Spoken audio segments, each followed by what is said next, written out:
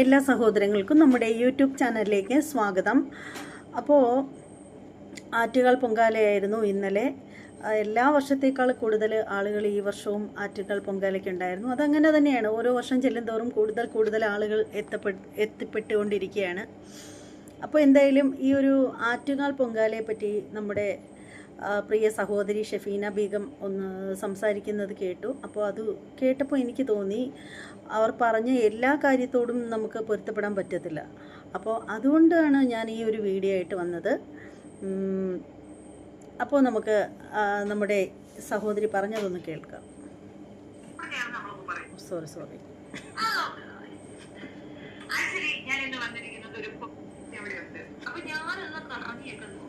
അതിന് മാത്രമുള്ള സ്പേസ് ഒന്നും തിരുവനന്തപുരത്തില്ല. ഇയാള് പറയുന്നത് വെച്ചിട്ട് ഇന്നാ നിങ്ങൾ കേട്ടില്ലേ, ആ തള്ളു കേട്ടോളിയും പറ ഏതാണ്ട് 70 മില്യൺ പൊങ്കാല ഇടുന്നു എന്നാണ്. പൂർണ്ണമല്ല, കാരണം തിരുവനന്തപുരത്ത് മാത്രമല്ല, കേരളത്തിലെ എല്ലാ ജില്ലയിലും ഒരടുപ്പെങ്കിലും ഉണ്ട്.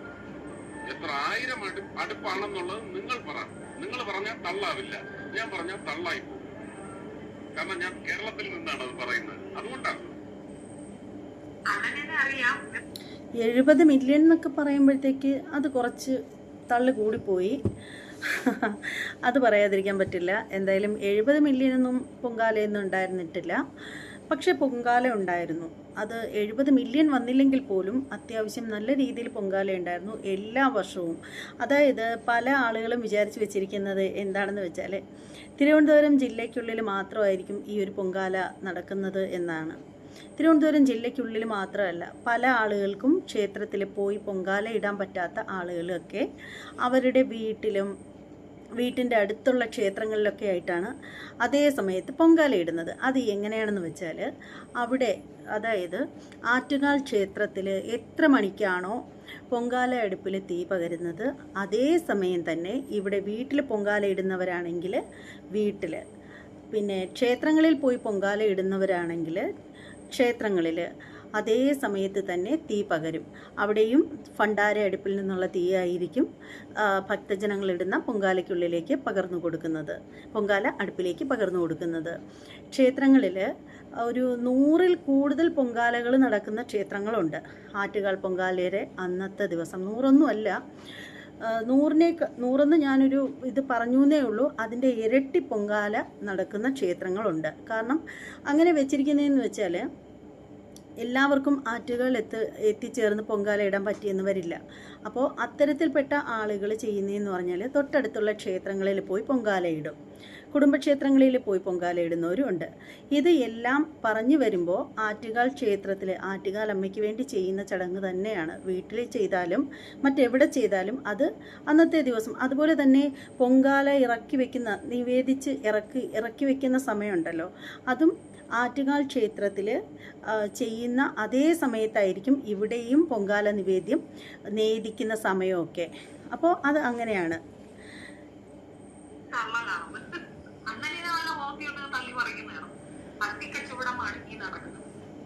പലരും പല രീതിയിൽ വന്ന് ചോദ്യങ്ങൾ ചോദിക്കാം. ടൂറിസം അല്ലേ, കേരളത്തിൽ എന്തെങ്കിലും ഇതുണ്ടാവുന്നില്ലേ, ഗവൺമെന്റിലേക്ക് പോകുന്നല്ലോ, പൊട്ടത്തരം പറയല്ലേ, ഇതൊന്നും ഗവൺമെന്റിലേക്ക് പോകത്തില്ല, ഇത് ഗവൺമെന്റ് ദേവസ്വം ബോർഡിന്റെ അണ്ടറിലുള്ളതല്ല, അത് നായർ കമ്മ്യൂണിറ്റിയുടെ കുടുംബ ട്രസ്റ്റിലുള്ള സാധനമാണ് ഈ പറയുന്ന ആറ്റുകാൽ ദേവീക്ഷേത്രം. അപ്പൊ ഇതിനകത്ത് ഫണ്ടിങ് ഒന്നും ഗവൺമെന്റ് കിട്ടാൻ പോകുന്നില്ല. ഗവൺമെന്റ് കയ്യിൽ നിന്ന് കാശ് ഇറക്കേണ്ടി വരും. ഒന്നാമത്തെ കാര്യം, ഗതാഗത തടസ്സത്തിൽ കൂടെ നല്ലൊരു തുക നഷ്ടം വരും. ക്ലീനിങ് ആൻഡ് ചെയ്ത് ഒക്കെ പറഞ്ഞിട്ട് അത് അങ്ങനെ കുറെ പ്രോബ്ലംസ് അവർ ഫേസ് ചെയ്യുന്നുണ്ട്. 3 കച്ചവട സ്ഥാപനങ്ങൾ എന്ന് പറയുമ്പോൾ ചില കച്ചവട സ്ഥാപനങ്ങൾ മാത്രമേ റണ്ണിങ് ഉള്ളൂ, അതായത് വലിയൊരു കച്ചവടം, ബാക്കിയെല്ലാം കൂട്ടിയടച്ചിടും. അവർക്കും ഒരു ദിവസത്തെ നഷ്ടം. ആകെ മൊത്തം പൊതുസമൂഹത്തിനും ഗവൺമെന്റിനും ഒക്കെ നഷ്ടമുണ്ടാക്കിക്കൊണ്ട് ഒരു പ്രത്യേകതരം ട്രസ്റ്റുകാർക്ക് വേണ്ടി മാത്രം ഉണ്ടാക്കുന്ന ഒരു പ്രത്യേകതരം ഭക്തി കച്ചവടമാണ് ഈ പറയുന്ന ആറ്റുകാൽ പൊങ്കാല എന്ന് പറയുന്നത്. ആ പറയുന്ന വാക്കിനോട് ഒരിക്കലും യോജിക്കാൻ പറ്റില്ല. എങ്ങനെയാണ് ആറ്റുകാൽ പൊങ്കാല ഭക്തി കച്ചവടമായിട്ട് മാറുന്നത്?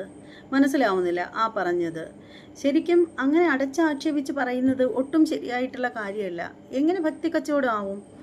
പിന്നെ ആറ്റുകാൽ ക്ഷേത്രത്തിലായാലും മിക്ക ക്ഷേത്രങ്ങളിലും പൊങ്കാല അർപ്പിക്കുന്നത് മൺകലത്തിലാണ്. അപ്പോൾ നമുക്ക് മൺകലം വാങ്ങിയല്ലേ പറ്റൂ. അതുപോലെ തന്നെയാണ് പൊങ്കാലയ്ക്ക് ഉപയോഗിക്കുന്ന ദ്രവ്യങ്ങൾ, അത് മേടിച്ച് തന്നെയാണ് ചെയ്യുന്നത്. അതിലെവിടെയാണ് ഭക്തി ഉള്ളത്? ആറ്റുകാൽ ക്ഷേത്രത്തിൽ പൊങ്കാല അർപ്പിക്കുന്ന സമയത്ത് ആരിൽ നിന്നും പൊങ്കാല കൂപ്പണോ രസീതോ ഒന്നും കൈപ്പറ്റുന്നില്ല. അങ്ങനെയാണെങ്കിലല്ലേ ദേവസ്വം ബോർഡിൽ അല്ലെങ്കിൽ പോലും ആ ഒരു ട്രസ്റ്റിൻ്റെ കീഴിലേക്ക് പൈസ ചെല്ലുകയുള്ളൂ. അങ്ങനെയൊന്നും ഒരു പൈസ പോലും അവർ ഈടാക്കുന്നില്ല. പിന്നെ ക്ഷേത്രങ്ങളിൽ തൊഴുവാൻ പോകുന്ന സമയത്ത് അത് ഭക്തരുടെ കയ്യിലുള്ളത് അവർ വഞ്ചിയിലിടും. അങ്ങനെയാണ് ചെയ്യുന്നത്.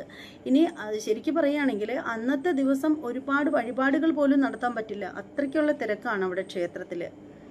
എന്തിനാണ് ഇങ്ങനെയൊക്കെ പറയുന്നതെന്ന് എനിക്ക് മനസ്സിലാവുന്നില്ല. എന്തായാലും ഷഫീന മാഡത്തിന് ഒരു പക്ഷേ ഇതിനോടൊന്നും താല്പര്യം ഉണ്ടാവില്ല. പക്ഷേ അതിനോട് താല്പര്യമുള്ള ആളുകൾക്ക്, അതിൽ വിശ്വസിക്കുന്ന ആളുകൾക്ക് അത് ഇത്തരത്തിലുള്ള വാക്കുകളൊക്കെ കേൾക്കുമ്പോൾ വളരെ വേദന ഉണ്ടാകുന്നതായിരിക്കും.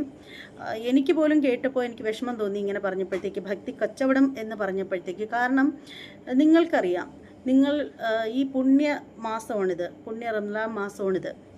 അപ്പോൾ ഈ ഒരു മാസം വ്രതം പിടിക്കുന്നതിൻ്റെ പരിശുദ്ധി എത്രത്തോളം ഉണ്ടെന്ന് നിങ്ങൾക്ക് നന്നായിട്ടറിയാം. അതൊരു ഹിന്ദുവിന് ഒരുപക്ഷെ മനസ്സിലാവില്ല.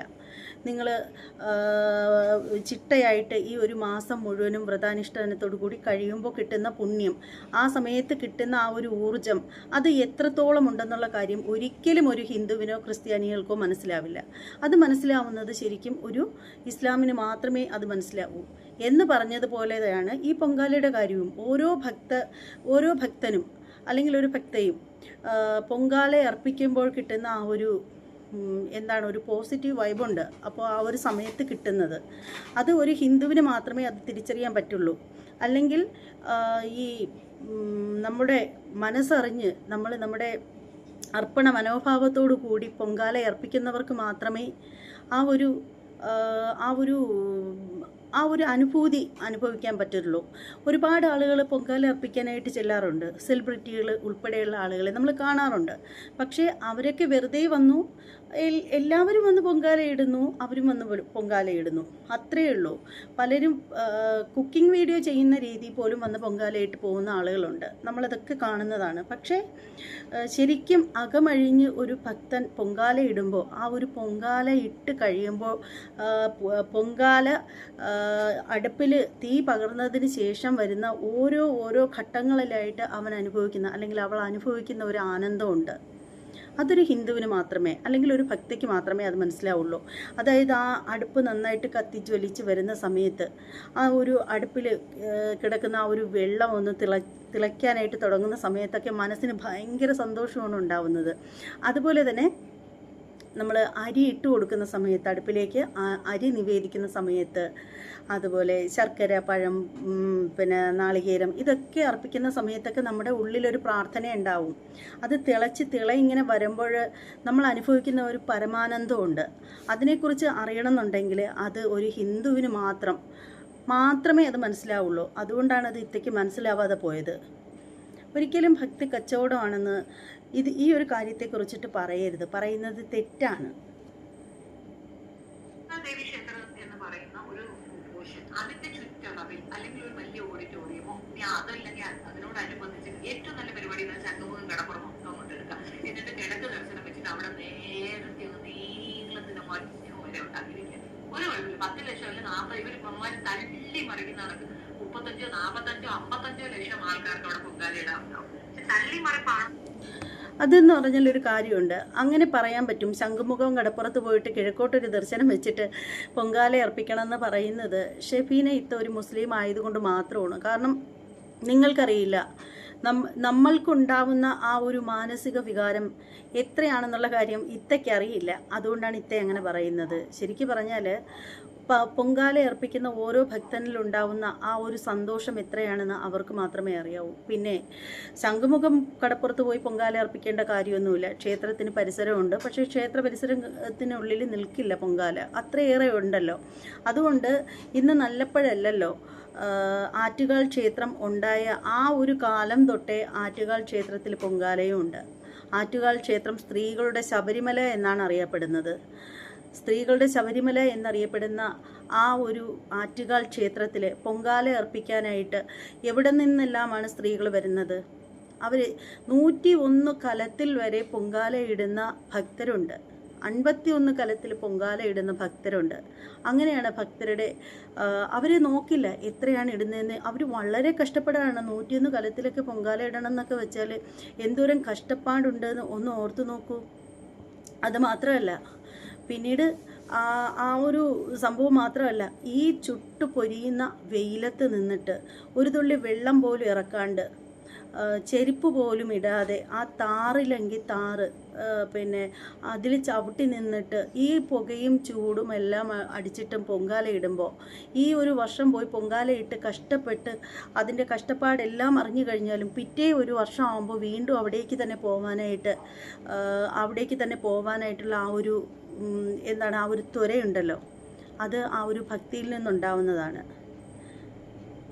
ശരിക്കും പറഞ്ഞാൽ ഇങ്ങനെയൊന്നും പറയരുത്. ശരിക്കും ഇങ്ങനെയൊക്കെ പറയുന്നത് വളരെ തെറ്റാണ്, വളരെ തെറ്റാണ്. നിങ്ങൾക്കൊരു പക്ഷേ ഇങ്ങനെ പറയുമ്പോൾ നിങ്ങൾക്ക് മനസ്സിന് സന്തോഷം കിട്ടുമായിരിക്കും. കാരണം സുരേഷ് ഗോപിയെ പോലുള്ള ഒരാളെയൊക്കെ പൊങ്കാല ഇടാൻ വേണ്ടിയിട്ട് ഇങ്ങനെയൊക്കെ പറയാമായിരിക്കും. പക്ഷേ അത് കേൾക്കുന്ന മറ്റുള്ളവർക്ക് നന്നായിട്ട് വേദനിക്കും. അപ്പോൾ അത് പറയരുത്. ഞാനൊരു മതവിഭാഗത്തെയും പ്രത്യേകിച്ച് ആരെയും മതപരമായിട്ട് കുറ്റം പറയുന്ന ഒരാളേ അല്ല. അതെന്നെ അറിയാവുന്നവർക്ക് അറിയാം. പക്ഷേ അതുകൊണ്ട് തന്നെ എനിക്കിത് കേട്ടപ്പോൾ എന്തോ വല്ലാത്തൊരു വിഷമം തോന്നി.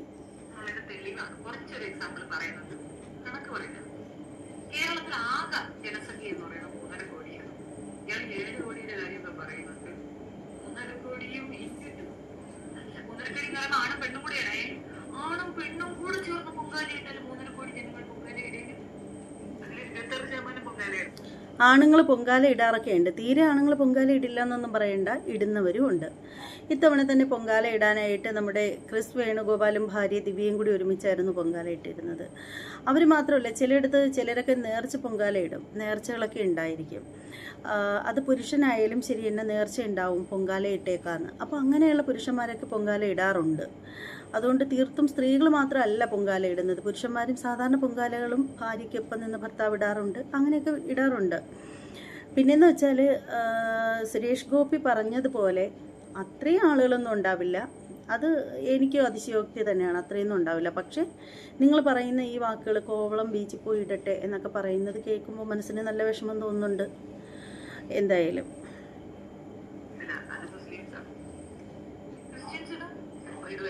ക്രിസ്ത്യൻസ് ഇടും പൊങ്കാല. എല്ലാരും കൂടെ പൊങ്കാല ഇട്ടിട്ടാവുന്നത് എനിക്ക് വന്നത് കോവിയാണ് പൊങ്കാല എന്ന് ഉദ്ദേശിച്ചത് സോഷ്യൽ മീഡിയയിൽ അങ്ങേർക്ക് കിട്ടുന്ന പൊങ്കാലയായിരിക്കും. ക്രിസ്ത്യാനികളൊക്കെ പൊങ്കാല ഇടാറുണ്ട്. നമ്മൾ എത്രയോ പേരെ കണ്ടിട്ടുണ്ട്. ഈ വർഷം ഉണ്ടായിരുന്നല്ലോ, ഒത്തിരി ക്രിസ്ത്യാനികളുണ്ടായിരുന്നു. മുസ്ലിങ്ങളും ഉണ്ടായിരുന്നല്ലോ പൊങ്കാല ഇടാനായിട്ട്. നിള നമ്പ്യാർ എന്ന് പറയുന്ന എക്സ് മുസ്ലിം ഉണ്ടായിരുന്നു പൊങ്കാല ഇടാനായിട്ട്. പിന്നീട് വേറെ ആരെങ്കിലുമൊക്കെ ഉണ്ടോ എന്ന് എനിക്ക് അറിയില്ല.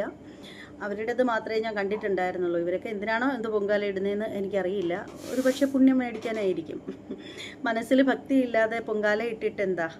അങ്ങനെ പലരും ഉണ്ട് വെറുതെ വന്ന് പൊങ്കാല ഇടുന്നവർ. എത്രയോ സെലിബ്രിറ്റികൾ വെറുതെ വന്നിട്ട് കുക്കിംഗ് വീഡിയോ ചെയ്യുന്നത് പോലെയാണ് പൊങ്കാല ഇടുന്നത്.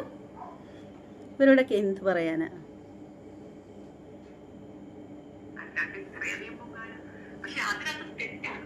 7 കോടി പൊങ്കാലയൊന്നുമല്ല അങ്ങേർക്ക് ഡെയിലി കിട്ടുന്നത്. ഇപ്പൊ ഈ വിഷയത്തിൽ തന്നെ പൊങ്കാലയുടെ മഹാ ഇതായിരുന്നു. ഈ കുംഭമേളയെ പറ്റി ഇതിനൊന്ന് ടാലി ചെയ്യുന്നൊരു വീഡിയോ ഉണ്ടായിരുന്നു. കോമഡി പീസ് എന്തെങ്കിലുമൊക്കെ പറയട്ടെന്ന് വെച്ചാൽ ഞാൻ കാണാം. പക്ഷെ ഇമാതിരി ഒരു ത്രില്ല് കാണുമ്പോൾ നമ്മൾ പ്രതികരിക്കാതിരിക്കുന്ന മോശമല്ലേ? അതുകൊണ്ട് പറഞ്ഞത് ഞാനൊരാളുടെ ഒരു ഫേസ്ബുക്ക് പോസ്റ്റ് വായിക്കാം. അതിനകത്ത് കുറച്ച് ഭാഗം മാത്രം ഞാൻ കോപ്പി പേസ്റ്റ് ചെയ്ത് പറയുന്നതാണ്. പുള്ളിക്കാരത്തെ എഴുതി വെച്ചിരിക്കുന്ന ഒരു വിശേഷം, അതിലേക്ക് പോകാം. ഈ ഇവിടുത്തെ വിസ്തീർണവും കണക്കും ആണ് അതിനകത്ത് സൂചിപ്പിച്ചിരിക്കുന്നത്, തിരുവനന്തപുരം സിറ്റിയുടെ.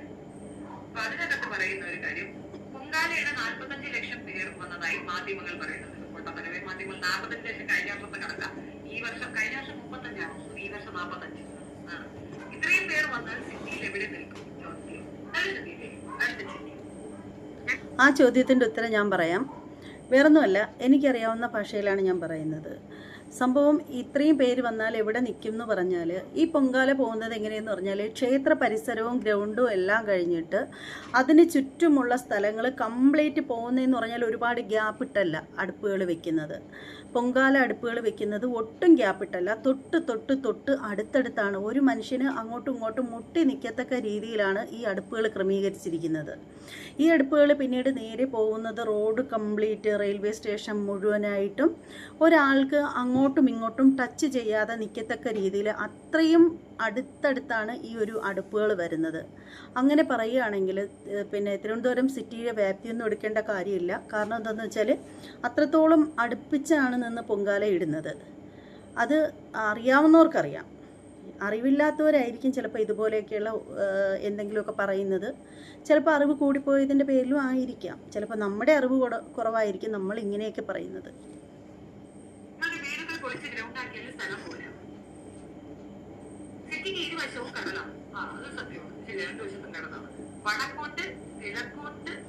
വടക്കോട്ട് കിഴക്കേ കോട്ട വരെ 2 കിലോമീറ്റർ റോഡ് ഇട റോഡുകളുമുണ്ട്. എല്ലായിടത്തും ഒരു പൊങ്കാലയിലും ആ റോഡുകളാണ് പറയുന്നത്. പിന്നെ MG റോഡിന് ഇരുവശവും 5 കിലോമീറ്റർ അടുപ്പിടാം. തമ്പാനൂരിലും കിള്ളിപ്പാലം വരെയും 1 കിലോമീറ്റർ ഇടാം. കിഴക്ക് മരത്തൂർ കടവ് വരെ 2 കിലോമീറ്റർ അടുപ്പുണ്ട്. തീർന്നു. തെക്കോട്ടും പടിഞ്ഞാറോട്ടും അടുപ്പ് വയ്ക്കത്തില്ല. തെക്കോട്ടും പടിഞ്ഞാറോട്ടും അങ്ങനെ വെക്കുന്നത് അവരുടെ ഇതിനകത്തില്ല. അപ്പൊ ഇത്രയും ഭാഗമാണ് ആകെ ഈ അടുപ്പ് കൂട്ടുന്ന ഒരു സ്ഥലം. അപ്പൊ 1 മീറ്ററിന് റോഡിന് ഇരുവശവുമായി 2 അടുപ്പ് എന്ന് കണക്ക് കൂട്ടാം. തിരുവനന്തപുരം ഫുള്ളും അടുപ്പ് കൂട്ടാറുണ്ടല്ലോ. തിരുവനന്തപുരത്ത്, തമ്പാനൂർ, എല്ലാ സ്ഥലത്തും കിഴക്കേക്കോട്ട എന്ന് വേണ്ട തിരുവനന്തപുരവുമായിട്ട് ബന്ധപ്പെട്ട എല്ലാ ഭാഗങ്ങളിലും അടുപ്പ് കൂട്ടും എന്നാണ് എൻ്റെ ഒരു അറിവ്. പിന്നെ ഇനിയിപ്പോൾ എൻ്റെ അറിവ് കേടാണോന്നും എനിക്കറിയില്ല. പക്ഷേ ഞാൻ മനസ്സിലാക്കി വെച്ചിരിക്കുന്നിടത്തോളം തിരുവനന്തപുരം ജില്ല കംപ്ലീറ്റ് ഇതിനായിട്ട് സജ്ജമായിട്ടാണ് നിൽക്കുന്നത്. പിന്നീടെന്ന് വെച്ചാൽ ഞാൻ നേരത്തെ പറഞ്ഞതുപോലെ സാധാരണ ക്ഷേത്രങ്ങളിലും പൊങ്കാല നടത്താറുണ്ട്, വീടുകളിൽ നടത്താറുണ്ട്. എന്നാൽ മുമ്പൊക്കെ ആളുകൾ വയലുകളിൽ നടത്താറുണ്ട്. ആറ്റുകാൽ പൊങ്കാലയുടെ സമയത്ത് വയലുകളിൽ, ഒഴിഞ്ഞു കിടക്കുന്ന വയലുകളിൽ, ആ ഒരു സമയമൊക്കെ ആകുമ്പോഴത്തേക്ക് വയലൊക്കെ ഒഴിഞ്ഞു കിടക്കുന്ന ഒരു ടൈമാണ്. വയലിൽ ചുടുകട്ട നിരത്തിയിട്ട് ഇങ്ങനെ പൊങ്കാല ഇടാറുണ്ട്. അതുകൊണ്ട് പൊങ്കാല ഇടാൻ ഇല്ലെന്നൊന്നും പറയണ്ട. ഈ തിരുവനന്തപുരത്ത് മാത്രം കൂട്ടി വയ്ക്കുന്ന ആ ഒരു കണക്കൊന്നും നോക്കിയിട്ട് കാര്യമില്ല.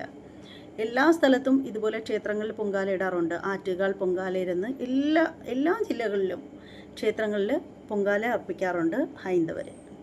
ആകെ 50 കിലോമീറ്റർ റോഡ് പൊങ്കാലയ്ക്ക് ഉപയോഗിച്ചാൽ, അതായത് മൊത്തം 50 കിലോമീറ്റർ റോഡ് പൊങ്കാലയ്ക്ക് ഉപയോഗിച്ചാൽ പോലും, മൊത്തത്തിൽ ഉപയോഗിച്ചാൽ പോലും 1 ലക്ഷം അടുപ്പേ ആകും. പിന്നെ ക്ഷേത്ര പരിസരത്ത് ചില വീട്ടുകാർ മുറ്റം ഒഴിഞ്ഞു കൊടുക്കും. അതുകൂടി ചേർത്താൽ പൊങ്കാല ഇട്ടവർ അങ്ങേയറ്റം 2 ലക്ഷം കാണും. അതിനെയാണ് 45 ലക്ഷം എന്ന് തള്ളുന്നത്. അപ്പൊ ഇത് ഞാൻ എടുത്തെന്ന് പറഞ്ഞു കഴിഞ്ഞാൽ ഒരു കണക്ക് എനിക്ക് വടക്കേ നട കിഴക്കേ നട എവിടേക്ക് ഇട്ടു എന്നുള്ളതൊന്നും നമുക്ക് അറിയത്തില്ല. അതുകൊണ്ടാണ് ആ കണക്കെടുത്തുള്ളത്. 3.5 കോടി ജനങ്ങളാണ് ആകെ നമുക്കുള്ളത്. ഇത്രയും പേരും കൂടെ എന്തായാലും പൊങ്കാല എടുത്തില്ല. അപ്പൊ അത് തന്നെ ആദ്യം പൊട്ടി. പിന്നെ ഈ 2 ലക്ഷം പേരെന്നുള്ളതാണ് മാക്സിമം. അത്രേ ഉള്ളൂ. അതിനപ്പുറം വേറെ ഒന്നും കൂടുതൽ ആൾക്കാർ വരാൻ യാതൊരു ചാൻസും ഇല്ല. അതും പൊട്ടി നുണക്കഥയാണ്. 45 ലക്ഷം എന്നൊക്കെ പറയാം. 45 ലക്ഷമൊക്കെ സിറ്റിയിൽ വന്നിട്ട് പോകാന്ന് പറയുന്നത് ഇമാജിൻ ചെയ്യാൻ പറ്റാത്തത്. തള്ളി മറിക്കട്ടെ ദേവസ്വം ബോർഡിന് ഇല്ലാത്ത ടൂറിസം പദ്ധതി. അല്ല, ഇവർക്ക് കറക്റ്റായിട്ട് അറിയാൻ പറ്റും എത്രത്തോളം ആൾ വരുന്നു എന്നുള്ളത്. അറിയാൻ പറ്റുന്നതിൻ്റെ ഒരു കാര്യം എന്താണെന്ന് വെച്ചാൽ അടുപ്പ് കൂട്ടുന്നതിൻ്റെ അടുപ്പിൻ്റെ അളവ് നോക്കുകയാണെങ്കിൽ അവർക്ക് അറിയാൻ പറ്റും. എത്ര അടുപ്പ് കൂട്ടി എന്നുള്ളത് വെച്ച് നോക്കുമ്പോൾ അറിയാനൊക്കും. എത്ര ആളുകൾ എത്തി എന്നുള്ളത് കറക്റ്റായിട്ട് അറിയാൻ പറ്റും. കാരണം അടുപ്പ് കൂട്ടുന്നത് നമ്മളല്ലല്ലോ, അവർ തന്നെയാണല്ലോ കൂട്ടിയെല്ലാം സെറ്റാക്കി ഇടുന്നത്. അപ്പോൾ അതുകൊണ്ട് തന്നെ അത് വെച്ചിട്ട് അറിയാൻ പറ്റും എത്ര ആളുകൾ വന്നു എന്നുള്ളത്. അടുപ്പിൻ്റെ കണക്കുണ്ടല്ലോ. സർക്കാരിന് നഷ്ടമാണെന്നുള്ളത് വ്യക്തമാണ്. ഒരു ദിവസം അടവ്, കടകളുടെ അടവ്, അതിനോടനുബന്ധിച്ചുള്ള ഗതാഗത സംവിധാനങ്ങളുടെ സ്റ്റോപ്പ്, ഇതെല്ലാം കൊണ്ട് സർക്കാർ നല്ല നഷ്ടമുള്ളൊരു കണക്കാണ്. നമ്മൾ അതിനെ പറ്റിയൊന്നും പറയണ്ട. ഇതൊരു നായർ കുടുംബമാണ്. അല്ല, ആറ്റുകാൽ പൊങ്കാല എന്ന് പറയുന്നത് പണ്ട് കാലത്തെ ഉള്ളതാണല്ലോ ചേച്ചി. അപ്പോൾ ആ ഒരു നഷ്ടം സർക്കാരങ്ങ് സഹിക്കും. എന്തെല്ലാം കാര്യത്തിൽ സർക്കാർ നമ്മളെ വലിപ്പിച്ചുകൊണ്ടിരിക്കുകയാണ്. പെൻഷൻ പോലും ശരിക്കും ആർക്കും കൊടുക്കുന്നില്ല. പിന്നെന്താ ഇത്? എല്ലാ നല്ല കാര്യങ്ങൾക്കും സർക്കാർ ഇതുപോലെ ഇറങ്ങിത്തിരിക്കട്ടെ. എല്ലാ കാര്യങ്ങൾക്കും. അത് ഒരു വിഭാഗത്തിന് മാത്രമല്ല, എല്ലാ വിഭാഗത്തിനും സർക്കാരിൻ്റെ ഭാഗത്തു നിന്നും കരുതലുണ്ടാവട്ടെ എന്നാണ് എൻ്റെ ആഗ്രഹം.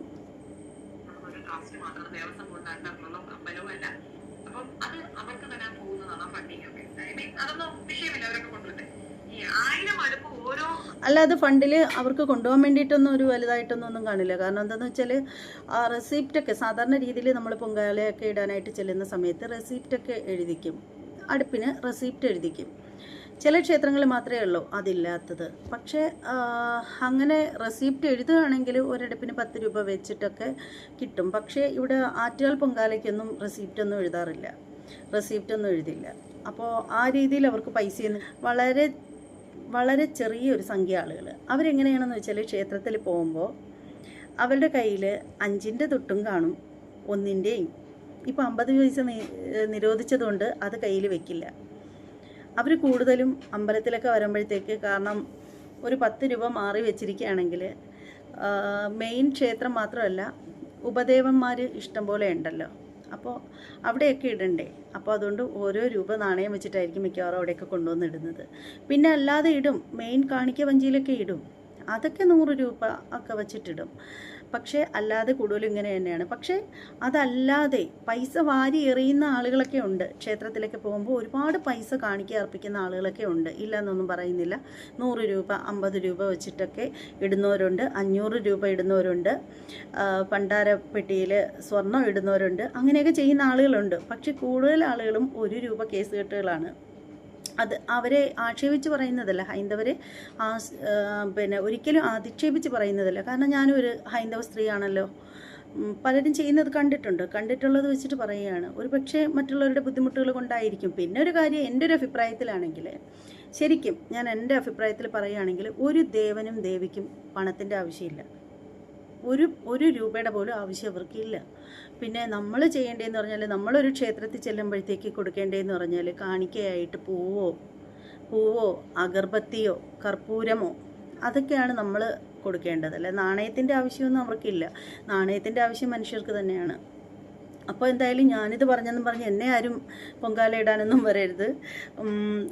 ഉത്തര വന്നിട്ട് പിന്നെ ഹൈന്ദവരെ മൊത്തത്തിൽ എച്ചിയാണെന്ന് പറഞ്ഞു എന്നൊന്നും പറഞ്ഞിട്ട് ആരും വരരുത്. ഞാൻ അങ്ങനെ വെച്ചിട്ടല്ല പറഞ്ഞത്. സാധാരണ രീതിയിൽ എനിക്ക് ബോധ്യമുള്ളൊരു കാര്യം പറഞ്ഞതാണ്. ഓണം എന്ന് പറയുന്നത് നമ്മൾ ദേശീയോത്സവമാണ്, അത് കുഴപ്പമില്ലെന്ന് പറയും. പക്ഷെ ഇതേപോലുള്ള ചെറിയ ചെറിയ ട്രസ്റ്റുകൾ നടത്തുന്ന ഈ ഇത്തരം കാര്യങ്ങൾക്ക് കൂടുതൽ ഇത് കൊടുക്കുമ്പോൾ ഉണ്ടാകുന്ന പ്രോബ്ലം ബാക്കിയുള്ളവർ ഇതുപോലെ മുന്നോട്ട്. എൻ്റെ ചേച്ചി മനസ്സിലാക്കേണ്ട ഒരു കാര്യമെന്ന് വെച്ചാൽ, ഓണം ശരിയാണ്, കേരളീയരുടെ മൊത്തത്തിലുള്ള ദേശീയ ഉത്സവം തന്നെയാണ് ഓണം. പക്ഷേ ഓണം നമ്മുടെ ഭക്തിയുടെ ദിവസമല്ല ഓണം എന്ന് പറയുന്നത്. ശരിക്കും അത് നമ്മുടെ ആഘോഷത്തിൻ്റെ ദിവസമാണ്, നമ്മുടെ ഒരു ഐതിഹ്യത്തിൻ്റെ വിശ്വാസത്തിൻ്റെ ഒരു ദിവസമാണ് ഓണം. പക്ഷേ അതുപോലെയല്ല, ആറ്റുകാൽ ദേവീക്ഷേത്രം എന്ന് പറയുമ്പോൾ ഓരോ ഹിന്ദുവിൻ്റെയും മനസ്സിൽ ഉണരുന്നൊരു വികാരമുണ്ട്, ഒരു ഭക്തിയുണ്ട്, ഒരു പ്രാർത്ഥനയുണ്ട്. ആറ്റുകാലമ്മയുടെ മുന്നിൽ വന്നിട്ട്, തിരുമുന്നിൽ വന്നിട്ട് പൊങ്കാല അർപ്പിച്ചിട്ട് പോകുമ്പോൾ കിട്ടുന്ന ഒരു മനസ്സുഖമുണ്ട്. അപ്പോൾ ഇതൊന്നും ചെറുതല്ല, ഇത് തീരെ ചെറുതല്ല. തീരെ ചെറുതായിട്ട് കാണാനായിട്ട് ആരെക്കൊണ്ട് സാധിക്കത്തുമില്ല, ഒരു ഹിന്ദുക്കൾക്കും പറ്റത്തില്ല. എഴുന്നേറ്റ് നിൽക്കാൻ പാടില്ലാത്ത, ശരിക്കും നടക്കാൻ പോലും പറ്റാത്ത ആളുകൾ പോലും പൊങ്കാല അർപ്പിക്കാനായിട്ട് പോവാറുണ്ട്. അത്രയും പറ്റാത്ത ആളുകൾ തൊട്ട് വീട്ടിൻ്റെ മുറ്റത്ത് പൊങ്കാല അർപ്പിക്കാറുണ്ട്. അങ്ങനെയൊക്കെയാണ് ചെയ്യുന്നത്. എൻ്റെ വീട്ടിൽ നിന്ന് എൻ്റെ അമ്മ പൊങ്കാല അർപ്പിക്കാൻ പോവാറുണ്ട്. പക്ഷെ ഞാൻ ഇതുവരെ ആറ്റുകാൽ അമ്പലത്തിൽ പൊങ്കാല ഇടാൻ പോയിട്ടില്ല. പക്ഷേ എൻ്റെ അമ്മ സ്ഥിരമായിട്ട് പോകുന്നുണ്ട്. പക്ഷേ ഞാൻ പൊങ്കാല ഇടാറുണ്ട്. ആറ്റുകാൽ പൊങ്കാല ഇരുന്ന് ഞാൻ എൻ്റെ വീട്ടിൻ്റെ മുറ്റത്ത് പൊങ്കാല ഇടാറുണ്ട്. കാര്യം എന്താണെന്ന് വെച്ചാൽ, ക്ഷേത്രത്തിൽ പോയി പൊങ്കാല ഇടാത്തത് മറ്റൊന്നും കൊണ്ടല്ല, പിന്നെ ഭയങ്കര വെയിലാണ്, അതിലേറെ ചൂടാണ്. പിന്നെ ഈ വെയിലും ചൂടും പുകയെല്ലാം കൂടെ അടിക്കുമ്പോഴത്തേക്ക് എനിക്ക് ചില പ്രശ്നങ്ങളുണ്ട്. അപ്പോൾ എൻ്റെ ശരീരം കുഴഞ്ഞു വരും, എനിക്ക് നിൽക്കാൻ പറ്റാത്തൊരു സാഹചര്യം വരും, ഞാൻ തളർന്നു പോകും. അപ്പോൾ അതുകൊണ്ടാണ് പോവാത്തത്, അല്ലാതെ വേറൊന്നും കൊണ്ടല്ല. അതുകൊണ്ട് തന്നെ ഞാൻ എൻ്റെ വീടിൻ്റെ മുറ്റത്ത് പൊങ്കാല ഇടാറുണ്ട്. മറ്റ് ക്ഷേത്രങ്ങളിലൊക്കെ പൊങ്കാല വരുമ്പോൾ ഒരു 100, 150, 200, 500 പേരൊക്കെ അടങ്ങുന്ന പൊങ്കാലയിലാണെങ്കിൽ ഞാൻ പങ്കെടുക്കാറുമുണ്ട്, അങ്ങനെ പങ്കെടുത്തിട്ടുമുണ്ട്. പക്ഷേ ഇത് അതുപോലെയല്ല ആറ്റുകാല പൊങ്കാല എന്ന് പറഞ്ഞാൽ. നമുക്ക് വെയിലുള്ള ഭാഗത്താണ് കിട്ടുന്നതെങ്കിൽ ആ വെയിൽ മുഴുവനും സഹിച്ച് അവിടെ നിന്ന് അത് കഴിയുന്നത് വരെ, ഫുള്ള് നേദ്യം കഴിഞ്ഞ് വരുന്നത് വരെ അവിടെ തന്നെ നിൽക്കേണ്ടി വരും. പക്ഷേ എൻ്റെ ആരോഗ്യസ്ഥിതി വെച്ചിട്ടാണെങ്കിൽ അധിക സമയം വെയിൽ കൊള്ളാൻ എനിക്ക് പറ്റില്ല. ഭക്ഷണം കഴിക്കാണ്ട് ഒരുപാട് സമയം കഴിയുമ്പോൾ എനിക്ക് ഭയങ്കരമായിട്ട് വിറയലുണ്ടാവും, BP ഹൈ ആവും, അങ്ങനെയൊക്കെയുള്ള പ്രശ്നങ്ങളുള്ള ഒരു വ്യക്തിയാണ് ഞാൻ. അപ്പോൾ അതുകൊണ്ട് തന്നെ ഞാൻ ആറ്റുകാൽ പൊങ്കാല ഇടാനായിട്ട് പോയിട്ടില്ല. എൻ്റെ വീട്ടിൻ്റെ മുറ്റത്ത് പൊങ്കാല ഇടാറുണ്ട്, അല്ലെങ്കിൽ ക്ഷേത്രങ്ങളിൽ പോയി ഇടാറുണ്ട്, മറ്റ് ക്ഷേത്രങ്ങളിൽ. അതാകുമ്പോൾ കുറച്ച് തിരക്ക് കുറഞ്ഞിരിക്കും, അതുകൊണ്ട്. അപ്പോൾ ഇത്രയൊക്കെ ഉള്ളൂ. എനിക്ക് പറഞ്ഞത് കേട്ടപ്പോൾ എനിക്ക് നല്ല വിഷമം തോന്നി, അതുകൊണ്ടാണ് ഇങ്ങനെ ഒരു വീഡിയോയുമായിട്ട് വന്നത്. അപ്പോൾ എന്തായാലും ഷെഫീന ഇത്ത പറഞ്ഞ ചില കാര്യങ്ങളൊക്കെ ശരി തന്നെയാണ്. കാരണം ഇതെന്ന് പറഞ്ഞാൽ കുറേയൊക്കെ തള്ളി മറിക്കുന്നതാണ്. പക്ഷേ എന്നാലും ആളുണ്ട്, അത്യാവശ്യം ഒരുപാട് ജനങ്ങളുണ്ട്, ഇത്രയേ ഉള്ളൂ. അപ്പോൾ ഈ ഒരു വീഡിയോയുടെ നിങ്ങളുടെയൊക്കെ അഭിപ്രായങ്ങൾ എന്താണെന്ന് വെച്ചാൽ ഒന്ന് കമൻറ്റ് ചെയ്തേക്കണം. ഞാനിങ്ങനെ വീഡിയോ ചെയ്തതെന്ന് കരുതിയിട്ട് എന്നോടൊരു പിണക്കവും വിചാരിക്കേണ്ട. ഇത് കണ്ടപ്പോൾ എനിക്ക് മറുപടി പറയണമെന്ന് തോന്നി, അതുകൊണ്ട് പറഞ്ഞു എന്നേ ഉള്ളൂ. അപ്പോൾ ഓക്കെ, ഇനി ഇനി മറ്റൊരു വീഡിയോയിലൂടെ വരുന്നതായിരിക്കും. അതുവരെ എല്ലാവർക്കും ബൈ.